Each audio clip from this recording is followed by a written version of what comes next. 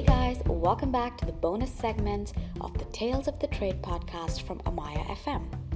Our latest episode featured the dynamic team of the popular local improv theatre, the Courtyard Playhouse.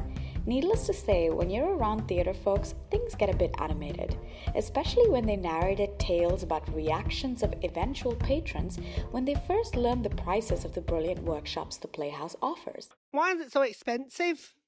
I want to know.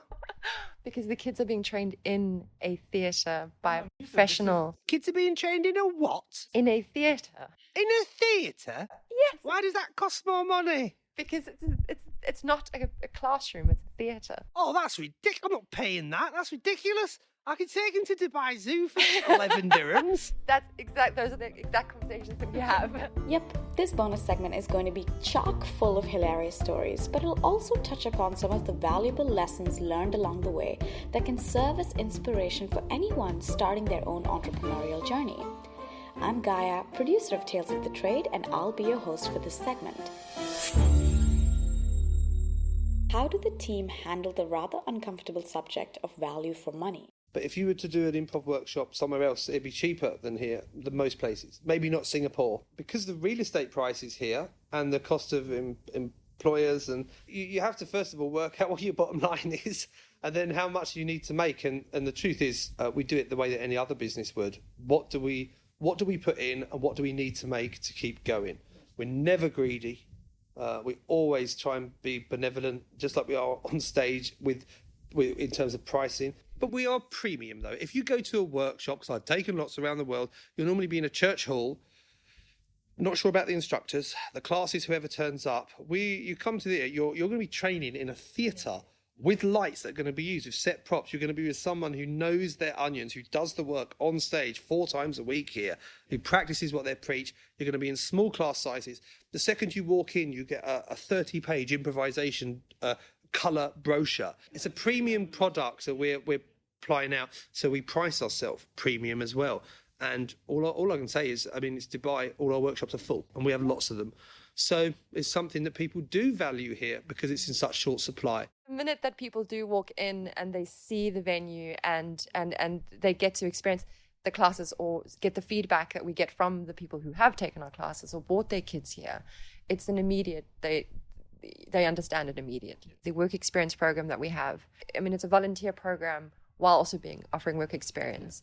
And we'll have kids here 3 nights a week helping with front of house, learning how to do lights and sound, doing scenography, and then performing. Some of them get to perform with the adults. With the nature of improv and theatre in general, the audience is just as much a part of the performance as the actors on stage.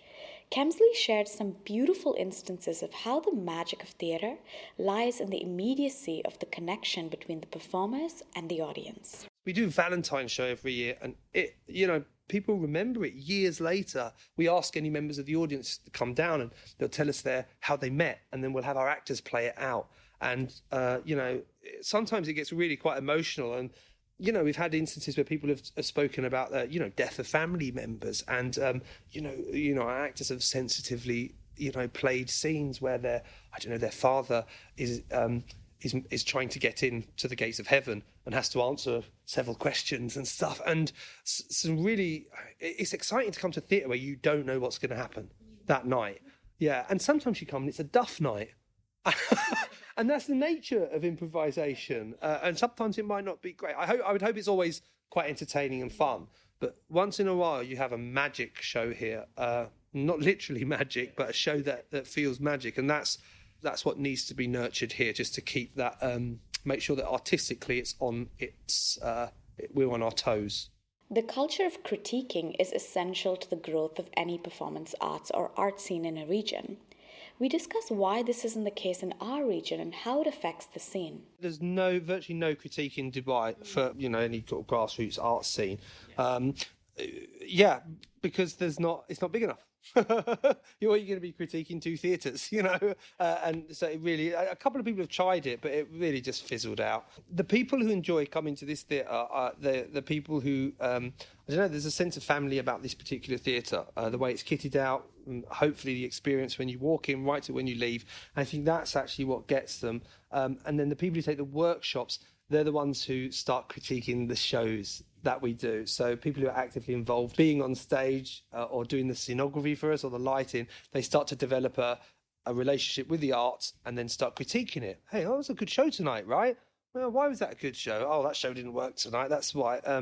Yeah, but the scene's just too small. We touched upon a few funny anecdotes about how they hire the right people at the theatre, but there was so much more where that came from. Oh, but sifting through them, some of them are honestly hilarious. Someone did a graph of their career development for me in a graph with no other details. So it just said career development and had like a line against time that went up and down. Just a line, but no other details. So it was just her perception of how her career development had gone. Some of the interviews were really funny as well, weren't they? You weren't there when we had the interview with the girl who spoke to spirits. And, they said to me, don't shortlist. I said, no, she likes animals. She'll fit in here. We've got 2 or 3 cats, right? And we've got a dog and a turtle, a theatre turtle. So if you have to like animals. All our charity, we give the charity to all animal charities, dolphin. You have to like animals. So I shoehorned this person in on the basis that she liked animals. And she was mental. I can't say that. She was very, very, very lovely, but in an interesting way.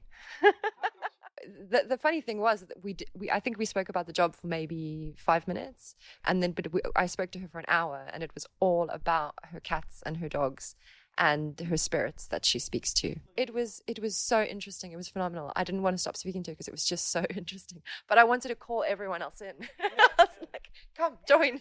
One of the things that I love about the theatre is that we're able to experience real-life flesh and blood performers right there in front of your eyes and not on a screen.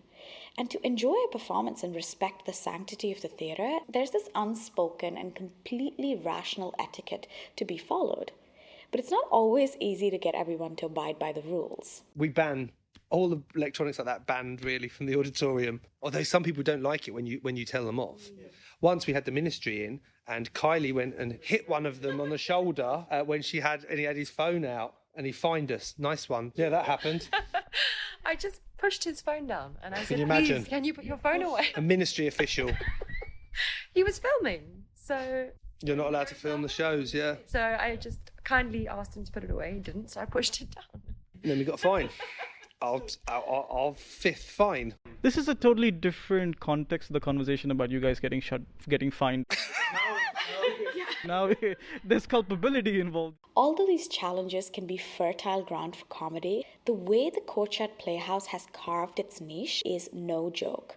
We asked them about whether finding a niche, in their case the niche being improv, was essential to finding success. If anyone's listening and thinking about going into business, don't be cowardly. Now, I know, let me put that into context. When we were putting this together, we had a partner who wanted to come in as a third hand. And they were like, well, let's make it a versatile black box space that can be used. And, you know, we just felt very strongly that, no, if you've got an idea, you've got to go for it. It's got to be dedicated. So that's why we went for the fixed seating. There were no half measures. You know, we decided, yeah, let's do this. And then later on, we decided improvisation and we stuck with it. And that was a big decision.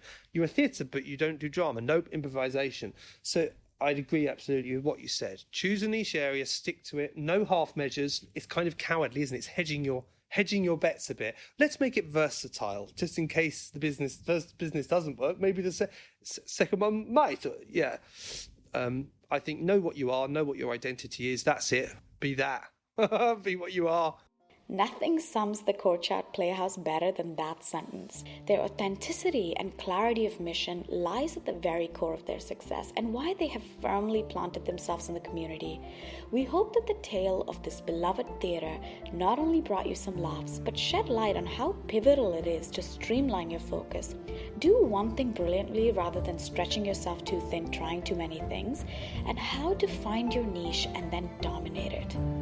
Thank you for listening, and tune in on December 18th for a very Merry Christmas special of Tales of the Trade. You can subscribe to us on Apple Podcasts, Google Podcasts, Spotify, and Anchami as well. Just search for Tales of the Trade wherever you like to listen. So many tales to be told, so many stories to be shared. Just pull up a chair and join the conversation.